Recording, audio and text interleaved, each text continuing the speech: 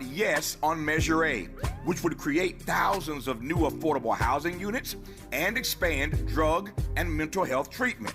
Every day I step outside our radio station here in Leimert Park, I see what happens when we neglect, when we avoid addressing these critical issues in our beloved community. It is quite candidly a shame and a disgrace. And no, it's not just you. I am personally calling City Hall and care agencies routinely as well. Is this the Tavis, Smiley? Yes, it is. I refuse to let the suffering of our people get rendered invisible. Frankly, the reason I'm talking to you about this right now on the radio is because I have not seen the kind of leadership I had expected and hoped to see to get Measure A passed.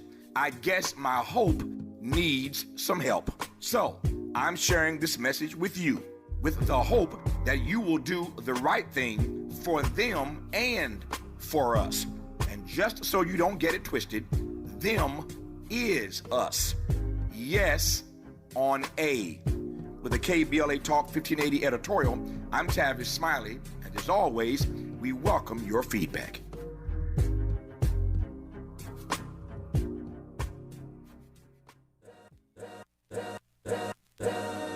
All's my life I has to fight.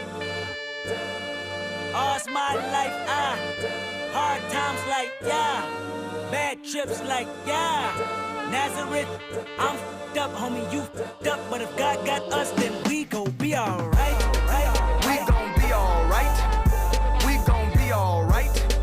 We gon' be alright. Do you hear me? Do you feel me? We gon' be alright. We gon' be alright. Huh? We gon' be alright. We gon' be alright. We shall see. We shall see if we gonna be all right. I suspect we won't know tonight if we gonna be all right. Then again, you never know. But in the next day or two, next few days, we will find out if Kendrick is right that we gonna be all right. I'm Tavis Smiley. Glad to have you tuned in on this historic election day. We've been moving pretty swiftly through the first hour.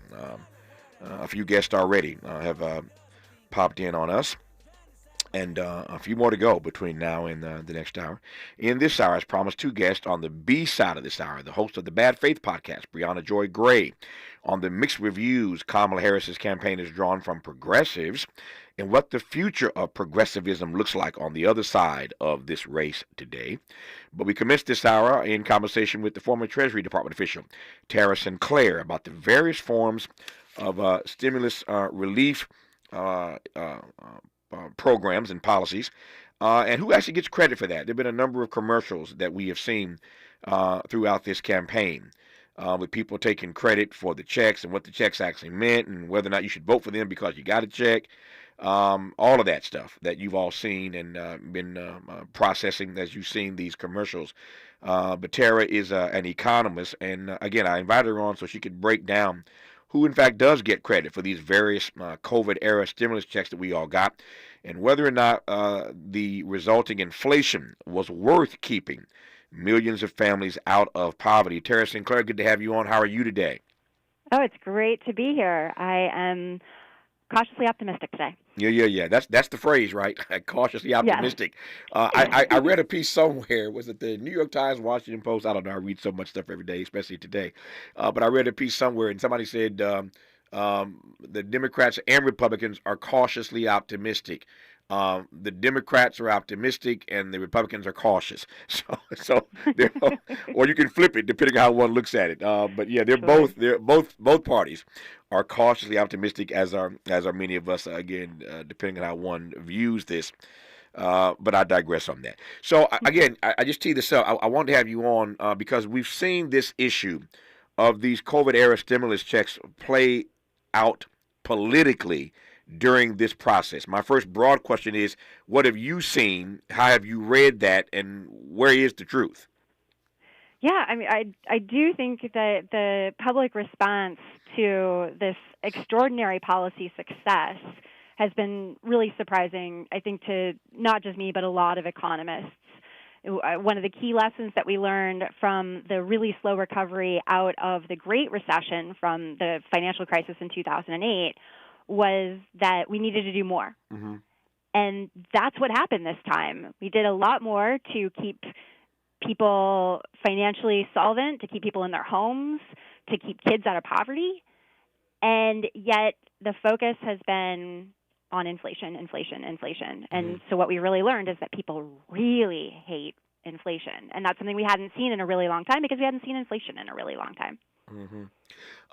With regard to these checks and the impact they had, I got a few questions, and I'll run here right quick.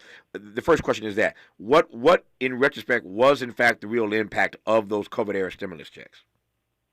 Well, I think as economists are going to have research on this for years to come, but the initial view is that it kept households much healthier financially than what we would normally expect out of such a deep and severe economic recession. And so on that front, I think they were a great success. The timing with the pandemic did lead to, particularly when we had that second Delta wave come in, people weren't able to go out and spend that money right away. And so they were, built up savings, which I think for a lot of people felt really good. But then everybody kind of got released from the pandemic at the same time and all wanted to spend that money at the same time, and facing a lot of supply constraints on the other side meant that we weren't all able to spend it and get the things that we wanted, and we saw prices go up, and that didn't feel so good. Yep. When we come forward, I want to ask a few questions. I'll start with this. So Donald Trump very shrewdly, and I do say shrewdly, it was a nice, brilliant stroke on his part. Let's give him credit for that. He very shrewdly put his name on those stimulus checks. He signed those checks and put his name on them. And he has taken credit for that. The question is, does he get the credit for that? I suspect there are a number of people around the country today who may in fact be voting for Donald Trump because he got them those checks. And again, he's taking credit for it. I want to probe that a little bit more, whether he actually gets the credit for that, because again, he's campaigned on it. But this issue of inflation that you've raised is also important, because the economists tell us that whoever wins today is going to inherit a strong, if not stable, economy. But there are still concerns that people have about inflation. We're all concerned, I certainly am, about the high cost of everything. The cost of everything has gone up because these companies are trying to recoup what they lost during the pandemic. Put another way, corporate greed, once again, is run amok. And so even if the economists tell us they're going to inherit whoever wins a strong economy, there are still concerns about inflation. The gap between black unemployment and white unemployment is still broad. And again, everybody's concerned about these prices that continue to keep rising for everything. So we'll talk about all of that and then some when we come forward with Tara Sinclair on Tavis Smiley. Interrogating and unpacking. That's what we do around here. You're listening to Tavis Smiley. Make a move into a home of your own. With City National Bank's Ladder Up Home Loan Grant, you could receive up to $20,000 that you never need to pay back. Use it toward your down payment, save on closing costs, or to buy down your mortgage rate. Find out more at cnb.com/ladderuphome. City National, here for every stage of the journey. Property must be in a qualifying market in California, New York, or New Jersey. Additional terms and conditions apply. Not all applicants will qualify. Terms are subject to change without notice. City National Bank is an equal housing lender. Member FDIC. NMLS number 536994. Don't forget that KBLA Talk 1580 is live tonight on Election Day. Expert analysis, notable guests, keen insights, plus your live phone calls. Ariva Martin and Nicolai Corte, my colleagues, are on the East Coast tonight, live from Kamala Harris Election Night headquarters at Howard University. Dominique DePrima and yours truly holding it down here in studio on the left coast. Our coverage once again begins today. Live coverage at 4 p.m. Pacific with a bevy of political insiders and regular contributors, including our own Adrian Shropshire, John Wood Jr., Dion Raymond, and more. Live coverage today at 4 p.m. Pacific time. We're KBLA Talk 1580, and God knows today we've got a whole lot to talk about. This is Congresswoman Maxine Waters. You can call me Auntie Maxine. I'm running for re-election to Congress, and Vice President Kamala Harris is running for President of the United States. We both need your support and your vote. Maxine Waters for re-election to the 43rd Congressional District, and Vice President Kamala Harris for President of the United States. What a team. More affordable housing, support for health care for everyone, more capital for small businesses, more full disability for deserving veterans, lower taxes for the average taxpayer, making the big billion-dollar corporations pay their fair share, a criminal justice system that is respectful and fair for everyone, not a system that locks up the little people while too many of the rich and powerful commit crime and don't get convicted. Fairness and justice for all. Yeah, we can do this. This is Congresswoman Maxine Waters speaking truth to power. This is Congresswoman Maxine Waters, and I approve this message. The possibility of lung cancer can be pretty scary, especially if you're one of approximately 8 million current or former smokers at high risk. That's why SaveByTheScan.org wants you to know that now there's a breakthrough low-dose CT scan that can detect lung cancer early, and it only takes 60 seconds. You stop smoking, now start screening. For an easy quiz to see if you're eligible, visit SaveByTheScan.org. It could save your life. SaveByTheScan.org is brought to you by the American Lung Association's Lung Force Initiative and the Ad Council. This is Jasmine Canick, and I want to talk to you about one of the most important elections facing our community. Los Angeles County District Attorney George Gascon is running for re-election, and he deserves our vote. In the 4 years he's been in office, he's put safety and fairness first, but also stood up against racism and injustice. He's exonerated over a dozen Black and Latino men wrongfully incarcerated for crimes they did not commit, and that's what we put him in office to do. Join Supervisor Holly Mitchell, Congressmember Sidney Kamlager-Dove, and vote to re-elect George Gascon for DA on or by Tuesday, November 5th. Paid for by George Gascon for LA District Attorney 2024. Freedom is an endless meeting. So let's get back to it with Tavis Smiley. Tara Sinclair, I don't know who they are, I don't know where they are, but I'm pretty certain that there are a number of people voting for Donald Trump today, in part because he got them those stimulus checks that had his name on it during the pandemic. So again, he very shrewdly figured out a way to do that. Is it going to work, and does he deserve the credit? Well, that's a great question. I will say that I think he also benefited from the strong economic performance before the pandemic hit. I think a lot of people kind of memory hold all of 2020 and are thinking back to 2019.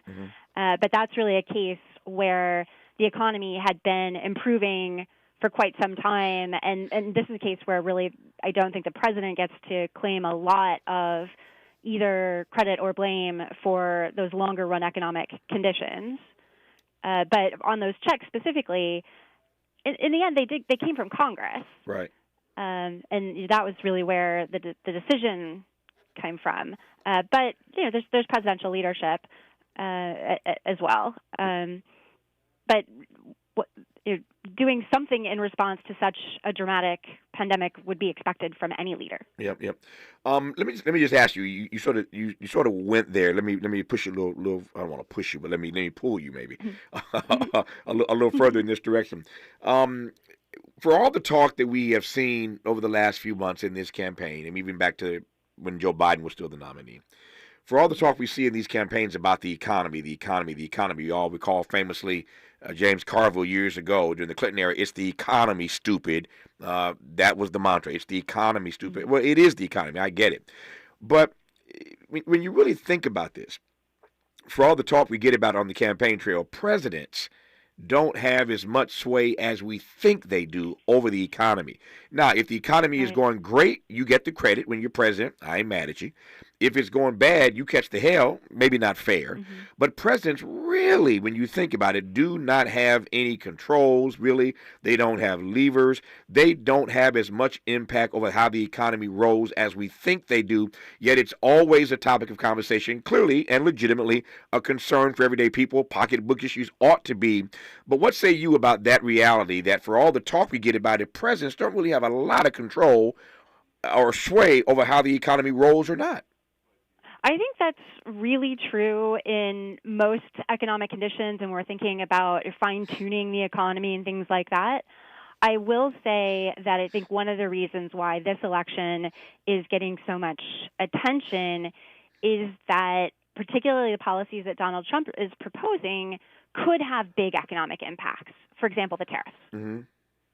And those could result in much higher prices for goods in particular for Americans. And so that could be a big economic impact. Tell me more about the tariffs. We've all heard about it, but again, we're not all economists as are you. But when you say we all know that Donald Trump's been talking about these tariffs, what's the real takeaway from what he intends to do if elected with regard to tariffs, and what's the impact of that going to be if he succeeds? Right. Well, his current policy proposals involve substantial tariffs with all of our trading partners, and even larger ones with China, who is a particularly large trading partner and who has been providing particularly low-cost goods to Americans. And I think a lot of people think, okay, that's cool. Foreign companies are going to pay those tariffs. Mm-hmm. But historically, what happens when we charge tariffs on goods that we were otherwise importing because they were the cheapest and or the best goods and what we wanted to buy, what ends up happening is it raises the prices for Americans at the store. Mm-hmm. And so it really looks like this could push grocery prices at your everyday stores up even higher than where they are now. Yep. So I mentioned a moment ago, or moments ago, that a number of economists have said that whoever wins today, Kamala Harris or Donald Trump, they're going to inherit a strong, if not stable, economy. Whenever I hear that kind of economic news, I'm always asking a strong and stable economy for whom? As I mentioned earlier, black folk in particular still lag far behind in every single leading economic indicator category. Even as I acknowledge, I'm looking at it right now, that unemployment among black workers fell slightly, back in August. So we see sort of ebbs and flows, but not dramatically. Black folk, again, still lag far behind as a group in every single leading economic indicator category. So a strong and stable economy for whom? I don't think most Hispanics are happy with their economic status right now. So a strong economy for whom? So we read that and we hear that sort of language, but who we talk about here, number one? Secondly, even if whoever wins today inherits a strong and stable economy, quoting these economists, many of us are still concerned about inflation. We'll come back to that in just a second. What I want to start with talking about these tariffs, though, is the fact that every one of us is concerned about the rising price of goods. So if Donald Trump succeeds, if he wins today and advances his tariff notion, I hear the point about how we're all going to end up paying higher prices. It ain't them. It's going to ultimately end up on us. But even if he doesn't do that, if Kamala wins today, we still have these prices of goods that are far too high, and people do feel the impact of that. What is she going to do about that? Yeah, that's a great question. She has a number of policy proposals, but this is really challenging.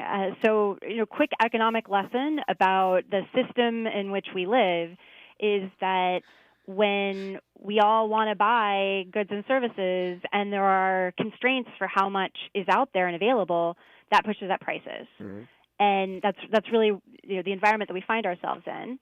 If we try to lower prices across the board, particularly let's say that we tell everybody that prices across the board are going to be lower in a few months, what ends up happening is people hold back on their spending today, and then when we're waiting to buy those goods in the future, in the meantime, people are losing their jobs because businesses don't have customers to buy the goods today. And so the only way to bring about a big drop in prices overall, it comes with a huge economic cost. And those groups that you mentioned up at a minute ago, if we think about what happens to the unemployment rate for black folks, for Hispanic folks, it typically leads what's happening with the overall economy. So it's going to be borne disproportionately on those groups of people. Mm-hmm. And that's the rub, right? The rub is that the people that make up Kamala Harris's coalition are the people who are most suffering under the increased price of these goods, and they're the ones who need the most relief. And again, this issue has gone unabated for some time now. I just don't see, I have not seen at least, any real effort to bring down the price of these goods. And since you raise it, we all heard about this a lot during the pandemic, the supply chain, right? Are we making progress in that regard? I think we have made progress on supply chains, But there's a lot of uncertainty because a lot of our supply chains are international, and as you can imagine, our international partners are waiting very much to see what kind of trade policy the U.S. is going to offer them going forward. So that's an area where we're probably still facing supply constraints just because of that uncertainty. All right, let me circle back to inflation now. So what say you about inflation, no matter who wins? As I said earlier, the president doesn't have as many, doesn't have as much power as we think they have when it comes to swaying the economy one way or the other. There are certain things they can do, but people are still concerned about inflation just around the corner. Your thoughts? Yeah, on inflation, it looks like it's gotten a lot better. Again, this doesn't mean that prices are coming down. It just means that going forward, prices aren't going to be going up very quickly. And so we're getting back to kind of a new normal growth rate of prices. And the good news about that is that the Federal Reserve, who's actually the independent agency responsible for our inflation stability, is now lowering interest rates. And that is really good news for all of those people who are facing credit card bills and potentially looking at refinancing or getting a mortgage. Hopefully, in the coming months, those interest rates will be lower, and so those costs will be lower. Yep. The other question I want to get to before I run out of time here, and I referenced this earlier, but I want to come to it right now, and that is whether or not the resulting inflation that we did have to go through, whether people want to call it that or not, because of what happened in the pandemic, was worth keeping millions of families out of poverty. Was it worth it? Yeah.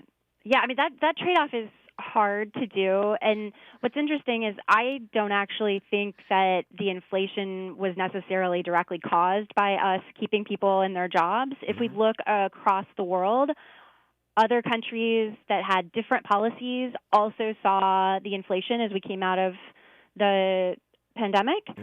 So I think part of it really just was all of the global supply chain problems and the accumulated demand that came out of the pandemic and us all kind of trying to go shopping at the same time. But we did, here in the U.S., keep people in financial good conditions. The labor market has remained strong. People remained in their homes. And I think it's really hard for people to think about what could have happened without these policies. It could have been a lot worse. Yep. So here we are on Election Day, and I don't know the answer to this question myself, and I suspect that you don't have a crystal ball either, so you don't know either, but we can certainly speculate. So let's do a little speculation here. And so I've been of two minds when it comes to the economy and Kamala Harris and Donald Trump. On the one hand, my sense has been that whenever you're running, if you're a part of the administration, and Kamala has been with Joe Biden, and the economy is stable, if not strong, then you get a tailwind for that. It pushes you further toward victory if the economy is strong and stable. So right now we have a stable economy, if not strong, we're told by the economists. And so one would think that that might benefit Kamala Harris. On the other hand, every poll, every study, every survey that we saw during this campaign suggested that most Americans trust Donald Trump more on the economy. It's hard to understand why, given his bankruptcies and all the other stuff. Maybe it's because he's a billionaire businessman. I don't know. But the polls they tightened up on that issue.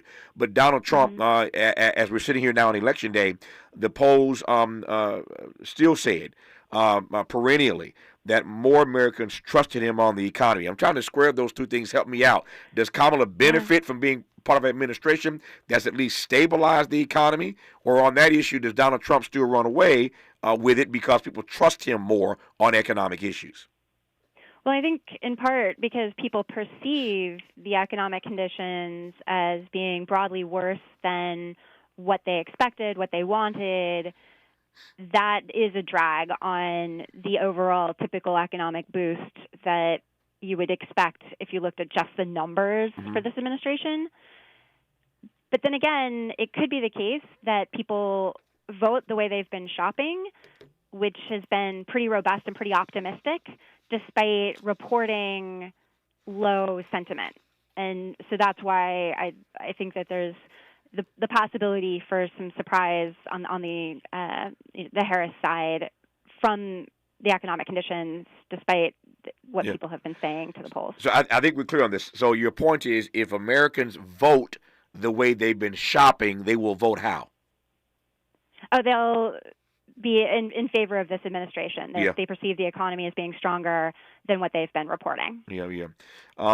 We shall see how that all turns out. Yeah. If in fact they vote the way they've been shopping, but it's a smart way, but it's a straightforward and simple way to process how this all turns out. You hear again Tara's point that if Americans vote today the way they've been shopping, that bodes well for Kamala Harris. We shall see. Tara Sinclair, good to have you on the program. Thanks for your insights. I appreciate your time. Great, thank you. Good to have you on. Tara's former Deputy Assistant Secretary at the Department of Treasury, so she knows of which she speaks. As I mentioned earlier, we're trying to squeeze, once again, an 80-pound show into a 40-pound bag. We're making our way through it. When we come forward, we will talk with the journalist and host of the Bad Faith podcast, Brianna Joy Gray, about progressives. There has been a critique of the Harris campaign, even if she pulls this off today. There has been a critique of the Harris campaign by progressives. I saw a piece yesterday I was reading. If Bernie can support Kamala, why can't all the rest of the progressives support Kamala? But there has been, in fact, a progressive critique of the way that Kamala Harris has run a pretty moderate, centrist campaign. We'll talk to Brianna Joy Gray about that, and more to the point, we'll talk about the future of progressivism in this country beyond this particular race for the White House. And that's just in this hour. We got another hour in front of us with some more great guests. It's a full show today. On Election Day, you're listening, and I'm glad about it, to Tavis Smiley. For all the freedom-loving folk, this is Tavis Smiley. I feel like freedom. Paid for by government.com. Did you know? The United States Mint has issued a new Morgan silver dollar coin in proof condition for the first time. Not only that, they are also minted in 99.9% pure silver for the first time ever in history. Coin experts are calling this an amazing opportunity for anyone that knows the enduring popularity of Morgans. But you must hurry. Only 400,000 of these legal tender silver dollars were issued. These first ever Morgan silver dollars are brand new with stunning mirror-like finish, minted by the iconic San Francisco Mint. Call now and you're guaranteed a new first ever 99.9% pure silver proof Morgan dollar. To learn more, call 1-800-973-9717. If you order now, you will receive a free coin collector bonus pack, a $25 value, free with every order. Call 1-800-973-9717 now to secure your new Morgan silver dollars before they are gone. That's 1-800-973-9717. I'm Bree Wood with 4 things you should know on Election Day. Both U.S. presidential candidates can only sit back and watch the voters decide after a busy Monday. Donald Trump held the final rally of his presidential campaign in Grand Rapids, Michigan, as he did in 2016 and 2020. Vice President Kamala Harris wrapped up her final day of campaigning with a concert on the steps of the Philadelphia Museum of Art Monday night. Harris, introduced by Oprah Winfrey, spoke to a crowd of some 30,000 people and promised to be a president for all Americans. Marijuana is on the ballot in 4 states this election day. In Florida, where medical marijuana is already legal, voters will decide on legalizing recreational marijuana. It's a similar question on the ballot in North and South Dakota. In Nebraska, the question is whether to make medical marijuana legal. And Jen Easterly, head of the Cybersecurity and Infrastructure Security Agency, is confident in the security of the election. She stated that the election community is well prepared. Get BIN News on demand 24/7 at BINnews.com. Black Friday buildup is here at Lowe's. Get up to 35% off select major appliances, plus save up to $500 when you buy select LG major appliances. Valid 10/24 through 11/5 cannot be combined with additional discounts. See Lowe's.com for details and qualifying items while supplies last. This is the KBLA Sports Minute with Ray Richardson. Congratulations to the Clippers. They finally got their first win in their new home, the Intuit Dome, after 4 tries. The Clippers defeated San Antonio Monday night 113-104. Norman Powell led the Clippers with 23 points. The Clippers had to battle back from a disastrous first quarter. They trailed by 26 points at the end of the quarter. The Lakers are 1-3 on their 5-game road trip. They lost to Detroit 115-103 despite getting 37 points from Anthony Davis. AD is the NBA's leading scorer with 32.6 points per game. LeBron finished with 20 points and 11 assists. UCLA's women's basketball team won their first game of the season with a 7-point win over Louisville. Lauren Betts led the Bruins with 18 points and 13 rebounds. You too can be an impact player today. All you need to do is go to your nearest polling place and vote. No debates, no speculation, just the info you need. That's your KBLA Sports Minute. I'm Ray Richardson. More news, opinions, and conversation when we come forward on KBLA Talk 1580. Another quick reminder that KBLA Talk 1580 is live today on Election Day. Expert analysis, notable guests, keen insights, plus your live phone calls. Reva Martin and Nee Cortely.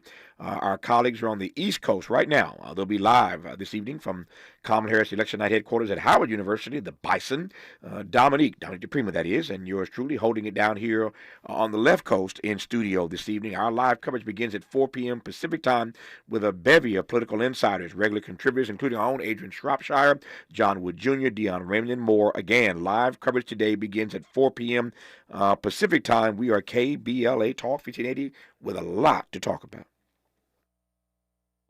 Climate justice, climate equity, climate resilience. By any other name, we demand environmental justice in 2024 and beyond. We're KBLA Talk 1580, and we don't black down.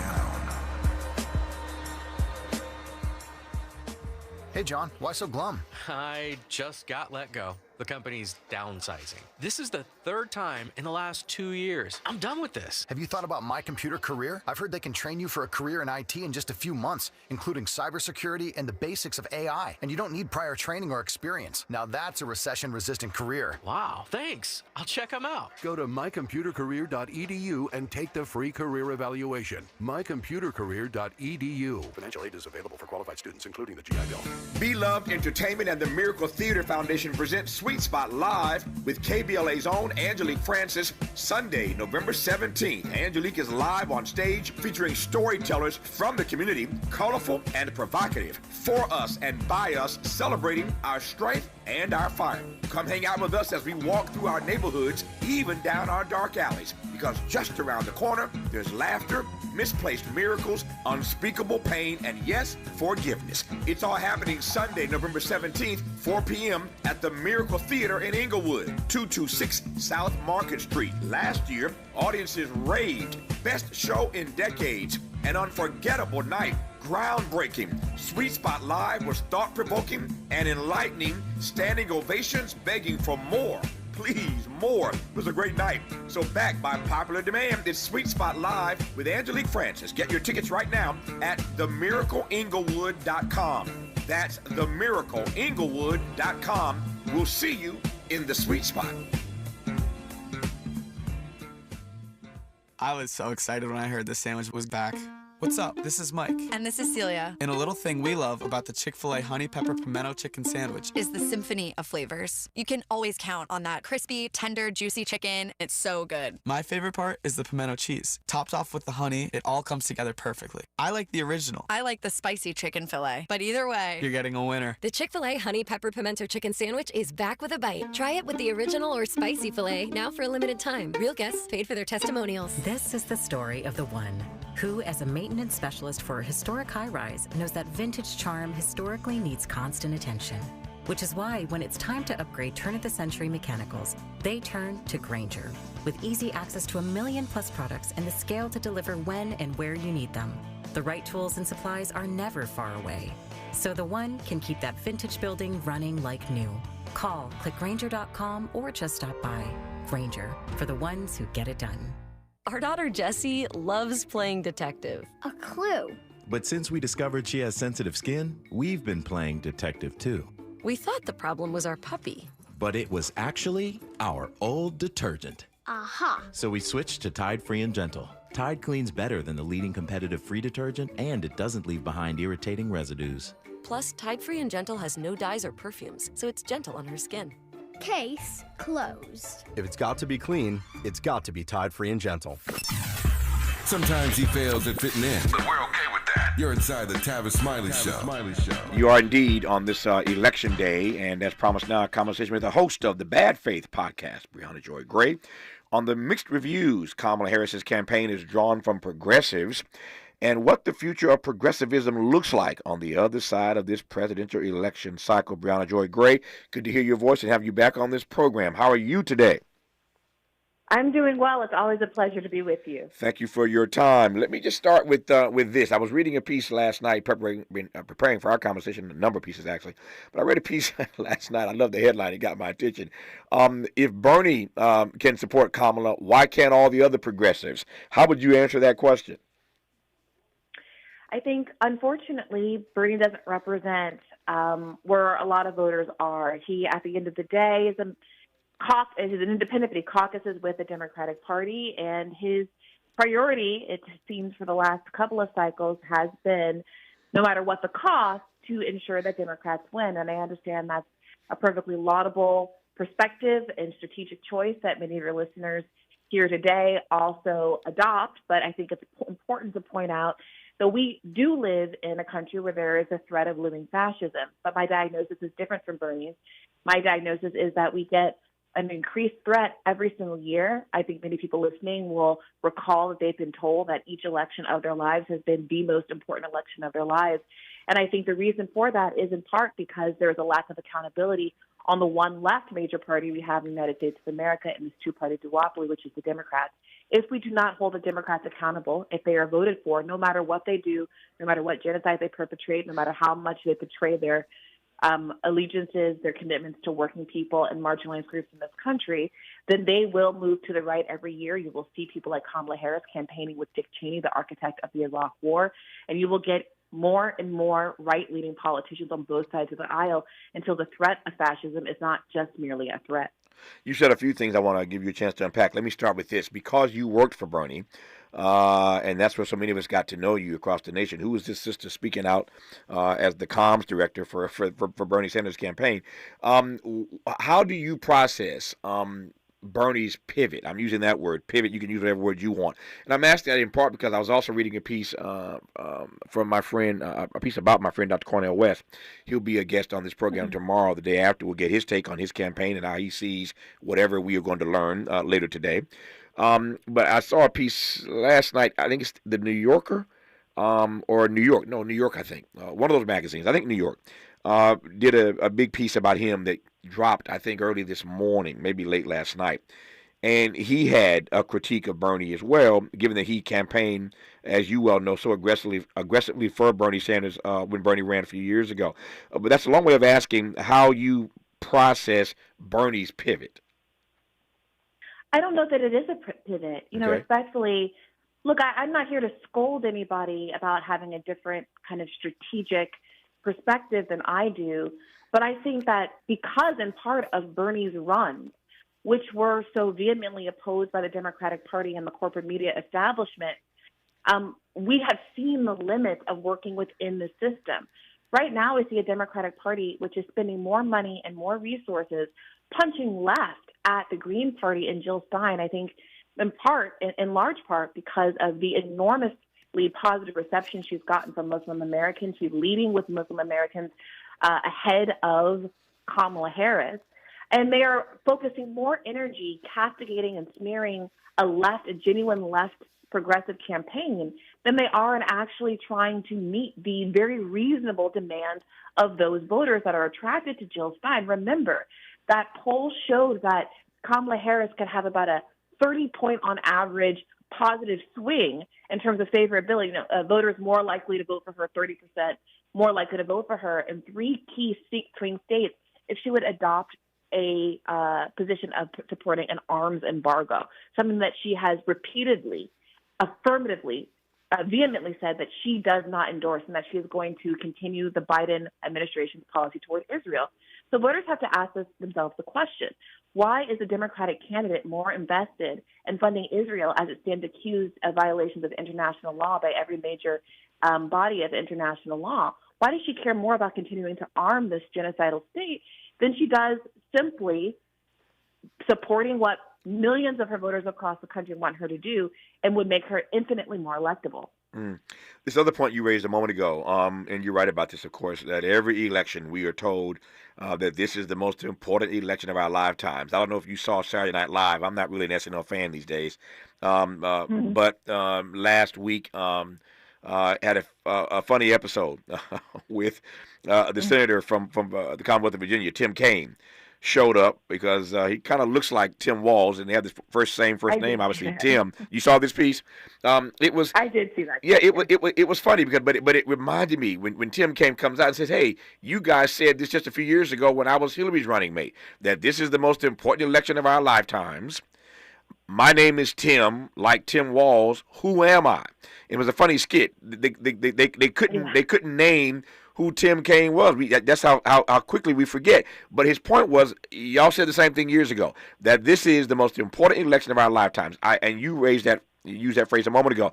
I'm coming back to that because given the existential threat, that's the phrase everybody's used all throughout this campaign, given the existential threat that Donald Trump represents, you don't buy the argument that this is the most important election of our lifetimes?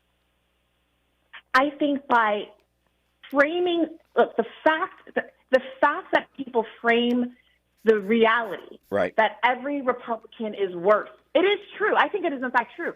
The country keeps moving right, but every candidate is worse. Mm-hmm. But that's an argument for starting now and your resistance to the system that creates that reality.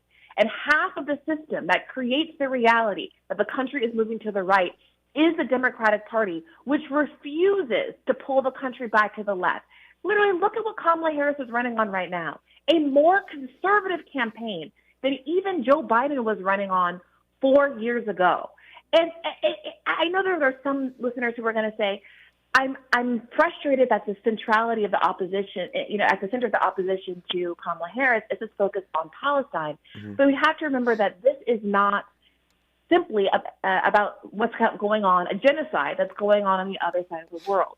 We're talking about a lobbying group that has a tight grip on American elections, that's for all of their Russia-phobia, a foreign lobbying group that's in control, and moreover that it's having incredible influence all over the place. Cop cities are being built with tens of millions of tax dollars in majority black cities across the country that are importing Israeli apartheid policing techniques onto our own population, disproportionately black and brown. We're seeing Israeli surveillance technology being deployed against Americans here at home. This is always what happens. Imperialism, U.S. imperialism, or whatever other global imperialism historically, always comes home to roost, and we suffer from it. And so if we really are frustrated by the fact that every election is the most, quote-unquote, important of our lifetime, I would caution listeners not to expect that 4 years from now we're going to be in a more casual place to resist fascism.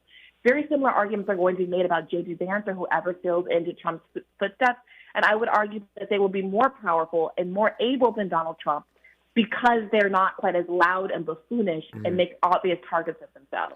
When we come forward with Brianna Joy Gray, host of the Bad Faith podcast, I want to talk about the future of progressivism. And before I get to that even, ask her what it means that there have been in this cycle, as I mentioned, mixed reviews of Harris's centrist campaign by progressives. What's that say about the state of the progressive movement now that there have been mixed reviews, not uniform reviews, hence our conversation earlier about Bernie Sanders, and what she sees as the future of progressivism beyond this particular election cycle. More with Brianna Joy Gray of the Bad Faith podcast when we come forward on Tavis Smiley. From Leimert Park with love, this is Tavis Smiley. We asked seniors how to prevent Medicare scams. My best advice, if you get a phone call, do not talk to the person. These people are well-trained. Don't talk to them. They don't know me. They're just trying to scam me. Don't be fooled. Hang up. Just hang up. Never give out your Medicare number. They're going to get your number to put in a false claim. If I get a call from someone, I don't pick up the phone, and should I pick up the phone and they ask for information, then I hang up. How do you detect Medicare fraud? Just like I check my credit card statements, I check my Medicare statements monthly. Scammers can get a hold of your number, order medical devices through your account, and you're not even going to know about it if you don't look at your statement. Check your statement every month. If you get your statement and you see something that you know you did not have done, you report it. Call your Senior Medicare Patrol. To report Medicare fraud, call the Senior Medicare Patrol at 855-613-7080. Are you an entrepreneur looking to take your business to new heights? KBLA Talk 1580 is your partner in success. Every day, we celebrate and elevate Black-owned businesses across our community. Our KBLA SMB Marketplace currently features The Cookie Dip, Bad Ash Bakes, Hair Concoction, Higher Education Accreditation Consulting, LACC Radiology Technology Department, and Malik Books. Your business deserves to be heard. Let KBLA Talk 1580 amplify your voice and connect you with our powerful community of listeners. Email smb@kbla1580.com today. That's smb@kbla1580.com. At KBLA Talk 1580, we've got your black.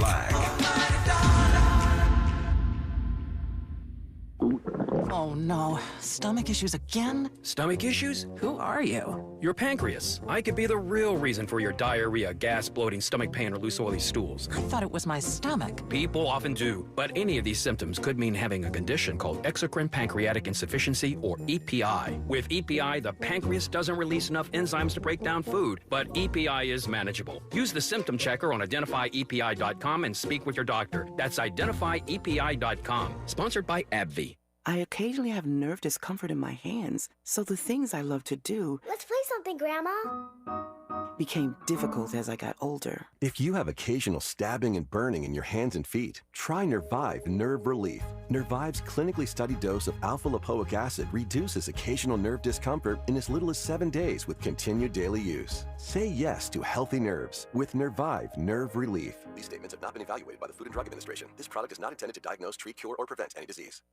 He's a paradigm pioneer and the top-rated African-American talk show host in the nation, according to Talkers Magazine. You're tapped in with Tavis Smiley right now. You are indeed Tavis Smiley, and host of the Bad Faith podcast, Brianna Joy Gray, talking about progressivism and the future of it beyond this campaign cycle, talking more expressly about the mixed reviews of Kamala Harris's centrist campaign by progressives in this country. In case you just tuned in, I asked a question earlier, quoting the headline of a particular article. If Bernie Sanders, Mr. Progressive, can support Kamala, why can't all the other progressives get in line behind Kamala? And so Brianna Joy Gray and I have been sort of interrogating that. She was just talking a moment ago, Brianna Joy Gray was about Israel and Palestine and this war in Gaza, and the way that the Biden-Harris administration has managed this, and the way that Kamala has not, quite frankly, moved quite any differently than Joe Biden on this particular issue. So we were just talking about this, and there's breaking news out of Israel right now. Bibi Netanyahu, the prime minister, has fired his defense minister, Yoav Gallant. They differed on a number of different issues. Different on a variety of issues, I should say, number one. But number two, Mr. Gallant was seen as more moderate, a bit more centrist on how this war was being prosecuted. Mr. Netanyahu a bit more hawkish, to say the least. And so news just now out of Israel that Bibi Netanyahu has fired his defense minister, who was, my paraphrasing here, a little softer than Bibi was, and Bibi wasn't having it. What's that say to you, Brianna Joy Gray? Well, first of all, I want to just create a little context. Yoav Gallant was not a centrist. He was one of multiple extremely right-wing members of the Israeli government. And to the extent that he was marginally softer or marginally less genocidal than Benjamin Netanyahu, it's only because he had a somewhat more pragmatic approach than Benjamin Netanyahu, who was very much committed to completely ethnically cleansing the Gaza Strip and resettling it and occupying it permanently.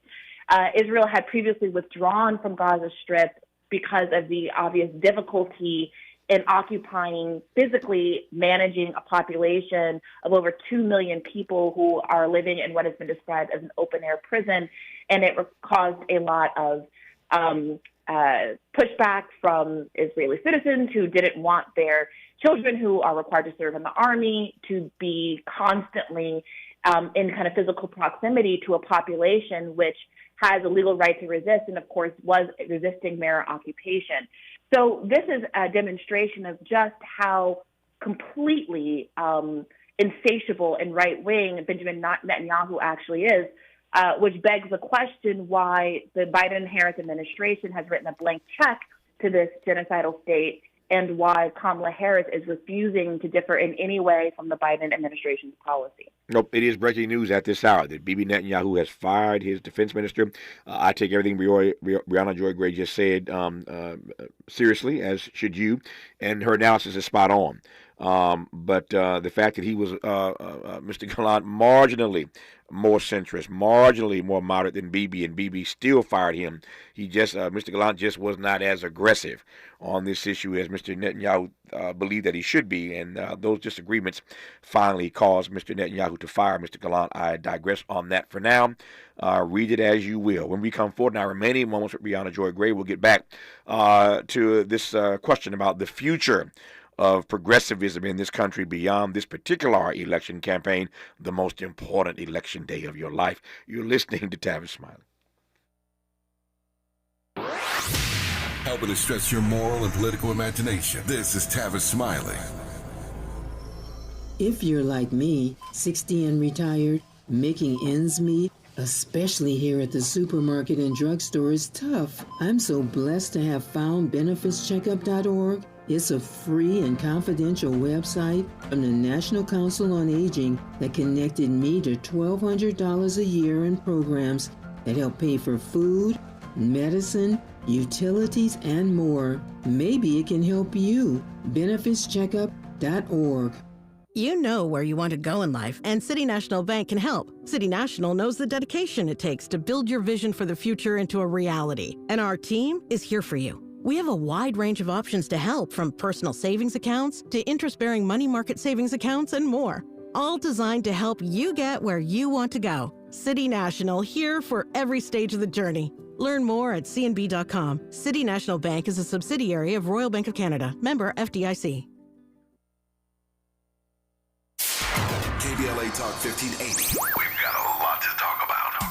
KBLA Talk 1580, connecting you with services and solutions. LA County's new Justice Care and Opportunities Department, or JCOD, is here to support justice-involved individuals and their families. The JCOD Support Center is now taking calls at 1-833-LACJCOD. That's 1-833-522-5263. Available 7 days a week from 6 a.m. to 11 p.m., the Support Center is your one-stop shop for re-entry issues and court support. They offer court reminders, connections to local services, transportation assistance for housing, court appearances, and childcare. The JCOD hotline provides personalized help to connect you with services that you need. And don't forget to check out justiceconnect.org for more information. Remember, it's free and available every day at 1-833-522-5263. This is a community call to action from KBLA Talk 1580. If you're living with dry age-related macular degeneration or dry AMD, you may be at risk for developing geographic atrophy, or GA. GA can be unpredictable and progress rapidly, leading to irreversible vision loss. Now there's something you can do to slow it down and get it going slower. Izervay is proven to slow GA progression. Izervay gets GA going slower. Izervay or avacincaptad pagel is a prescription eye injection used to treat GA. Don't take it if you have an infection or active swelling in or around your eye. Izervay can cause eye infection, retinal detachment, or increased risk of wet AMD. Izervay may temporarily increase eye pressure. Your vision may be impaired after an eye injection or exam. Don't delay. Ask your doctor about Izervay today. Izervay gets GA going slower. Visit Izervay.com. That's IZERVAY.com.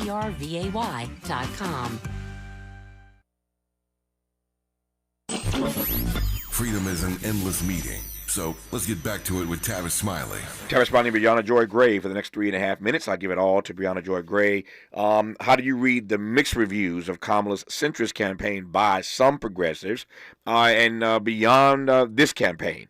What's your view of the future of progressivism in America? Look, I'll take the second part first, because as much as this is difficult to say, and I know what the reactions to it will be, I don't want Donald Trump to win. But I also am afraid of what it means to live in America in which a woman, our first woman, a black and Asian woman, could become president even as she's committing to perpetrating a genocide and ethnic cleansing campaign that has killed over 185 estimated thousand human beings and wiped out entire families and bloodlines in Gaza. What does it mean for someone who got really fair criticism for her prosecutorial record, who self-described as the top cop in the state in this country with the largest amount of incarcerated people, in a country with the largest per capita number of incarcerated people, to rise to the presidency without any conversation at all about criminal justice issues just 4 years after the largest protest movement in American history? To what extent is electoralism pushing people with progressive values, who frankly are the majority of this country, into sublimating their beliefs, their ethics, their morals, and their values, because we are told that we have to move to the right. We all have to become George Bush Sr. in our political orientation in order to keep the worst person from winning. And at what point are we going to stop this trend, which has been going on for all of our lifetimes? There's often Green Party, third-party voters are asked to explain how not voting for Kamala Harris is going to stop a genocide. And I would offer people to try to answer the question, how will we stop this rightward march, what is described as the ratchet effect? I encourage people to Google that, the ratchet effect, that is creating a reality where the Democratic president is to the right of Richard Nixon, all so that we can defeat a Republican president who is, of course, only going to move more to the right next year, because what on earth could possibly stop them? Yeah. It is sobering, and I always enjoy hearing Brianna Joy Gray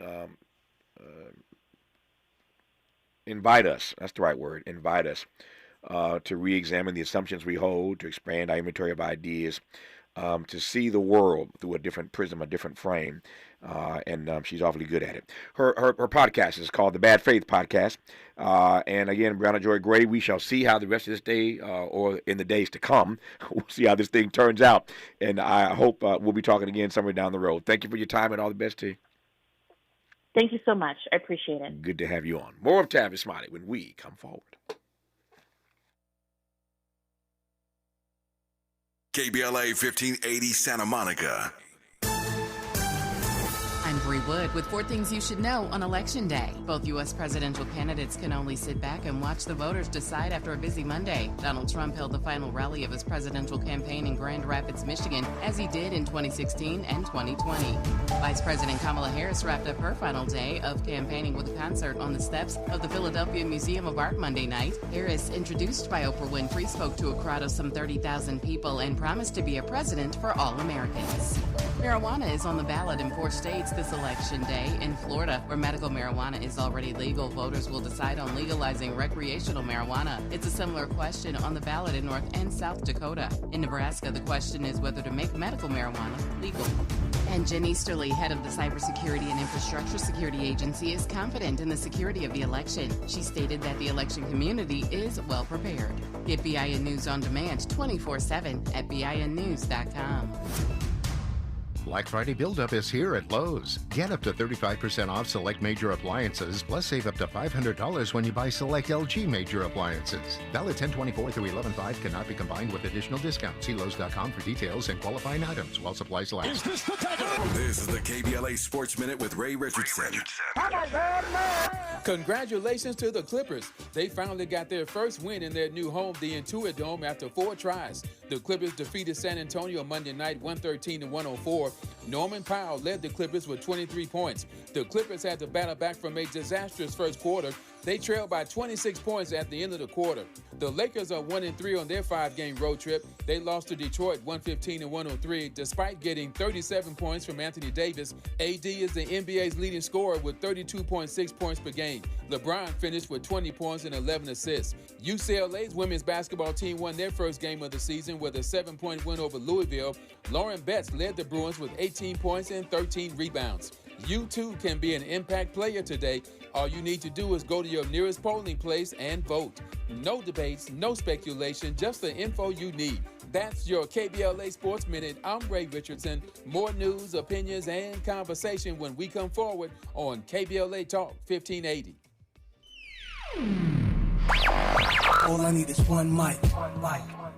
With the KBLA Talk 1580 editorial, I'm Tavis Smiley. Can I confess something to you?